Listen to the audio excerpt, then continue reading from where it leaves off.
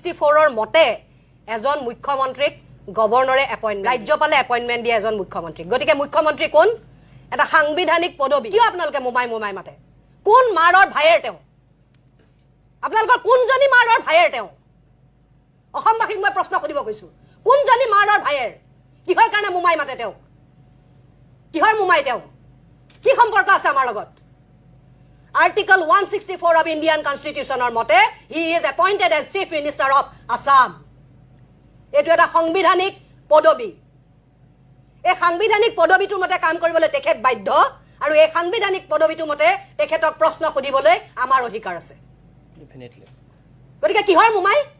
কিহৰ মুখসুপতি ৰাইজে কৰিব মুখসুপতি মাননীয় মুখ্যমন্ত্ৰী মহোদয় কৰিব এই মুখসুপতি চাবলৈ আমি ইয়াত বহি আছো জানে আপোনালোকে মুখ্যমন্ত্ৰীৰ নামত কিমান টকা দৰমহা গৈ আছে আমাৰ টেক্সৰ টকাৰে কিমান সময় নষ্ট হৈ আছে আপোনালোকৰ পইচা আপোনালোকৰ সময় যে নষ্ট হৈ আছে এইবিলাক মুখসুপতিৰ ফলত জানে আপোনালোকে আমাৰ টেক্সৰ টকাৰে দৰমহা দি আছো আমি মুখ্যমন্ত্ৰী মহোদয়ক কিহৰ কাৰণে আমাক সাৰ্ভিস দিবৰ কাৰণে